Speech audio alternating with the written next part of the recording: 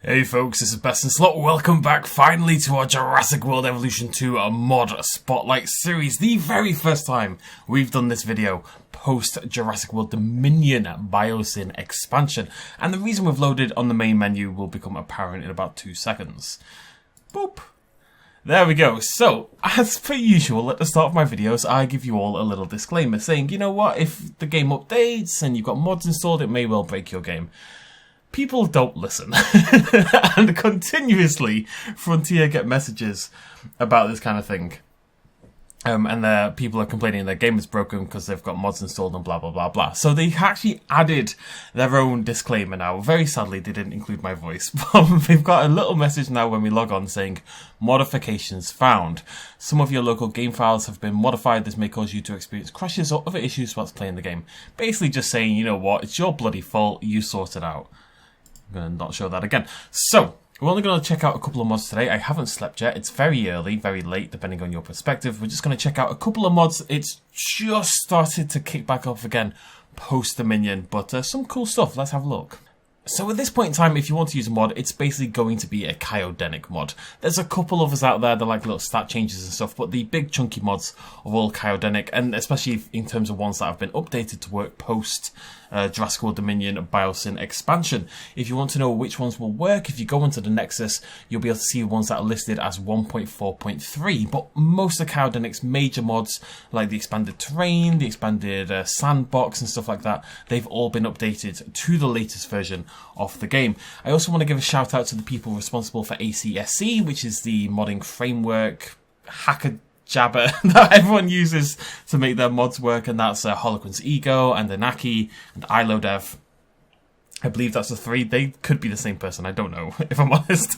I believe those are the three separate people, though, who just keep putting the work in so that we can mod this game and do cool things, basically. So, what are we going to showcase today? Well, let's get started. I'm just going to show you two different cryogenic mods. These are not updated ones. These are brand new mods for this version of the game. It's also worth noting this isn't a new mod, but Cryo has, as I've said, updated the expanded sandbox, and that, of course, now includes the Rustler defenses from the Chaos Theory for the Dominion Biosyn expansion. I said in my Chaos Theory playthrough that I really hope Frontier add these to the game, but until that day comes, we can just place them. And this is all they would have to be, just, you know, decorations. Like, how good is that? That is actually such a cool park decoration. It looks fantastic, and we've got all of them. We've got the heat detectors, we've got floodlights, which I was very excited about.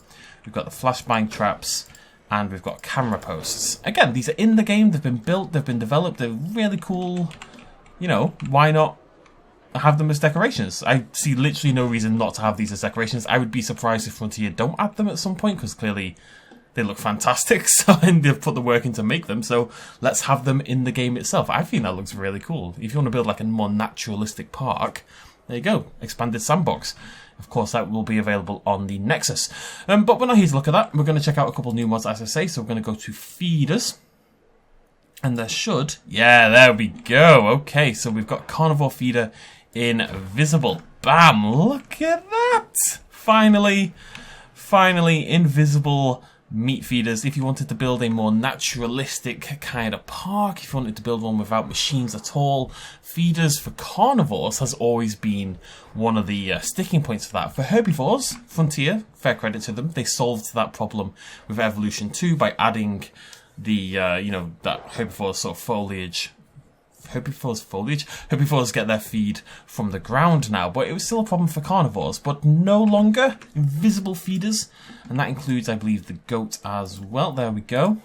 The goat just... Wait, I wanna dispense again. Okay, you go away for a second. Thanks, buddy. Magical goat, and...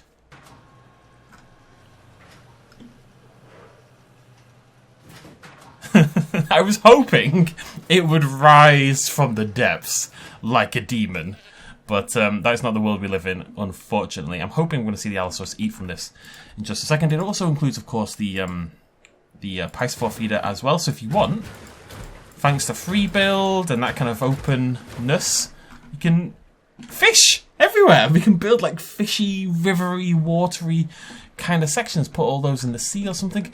They look a little stupid. Let's not pretend otherwise, but you could do something here. There's always possibilities, folks. It's not up to me what you do with them.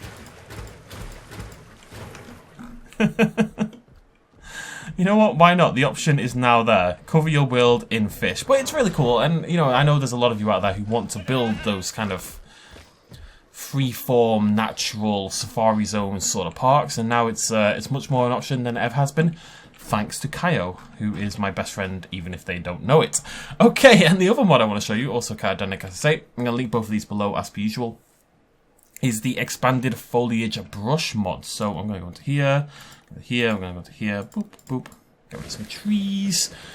And basically this adds a whole, so it's a bit different than the other. Kaio has, as you've seen in the past, done another foliage mod. If we hit H, we get all these crazy foliage options that we've been messing with in the past. Loads of Planet Zoo stuff, blah, blah, blah. Blah, blah, blah, blah. So that's all there still, but there's a new brush equivalent. So we go into nature here and we go down. Basically, as you can see, as far as I can tell, what it does is it unlocks all the different options on every map, essentially. So if we go into shrubs, we've got grassland shrubs, sure, but we've also got these ones over here and these ones over here. It just kind of opens up the possibilities a little bit more and lets you combine all of them. Like, this is like a tiger sort of one over here, I believe. Same with the trees. We've now got these ones here, and again, these would be a tiger sort of variant, and these tropical trees, even though we're here on a grassland map. So it's just a little bit more, you know, options, a little bit more variance, a little bit more control, I suppose, and God knows I love it. There's no cacti. I believe that was mentioned.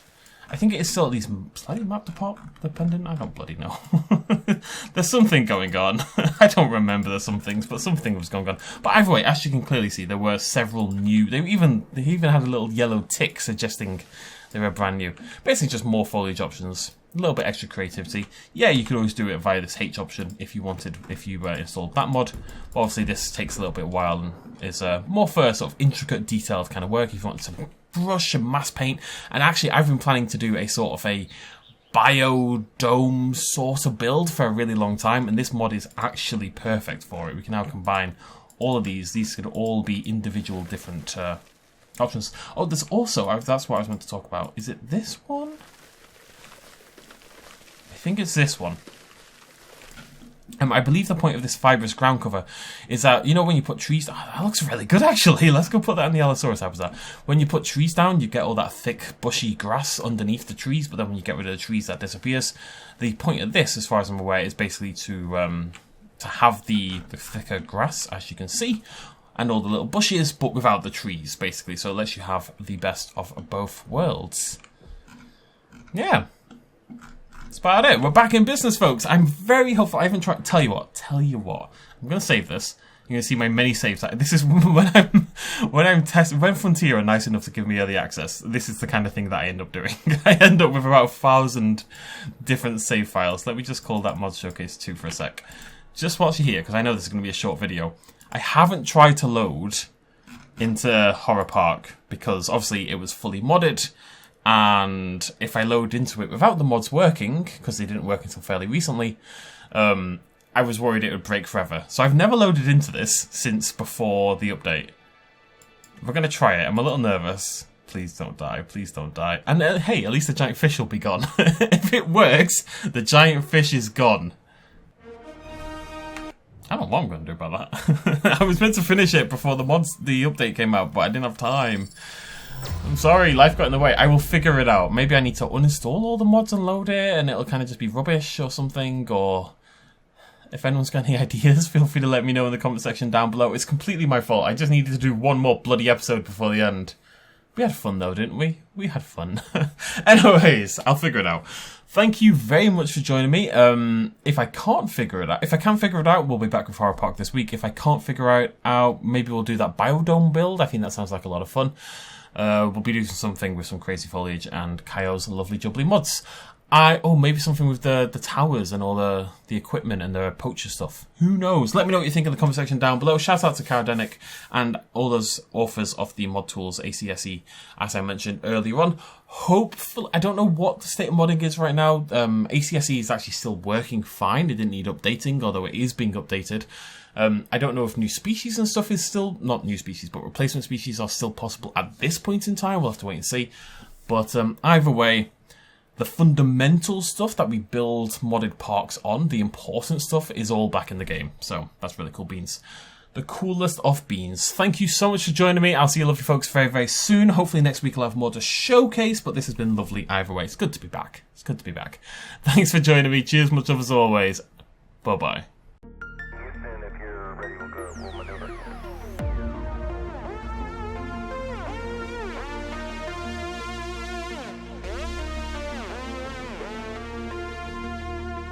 Reaching out.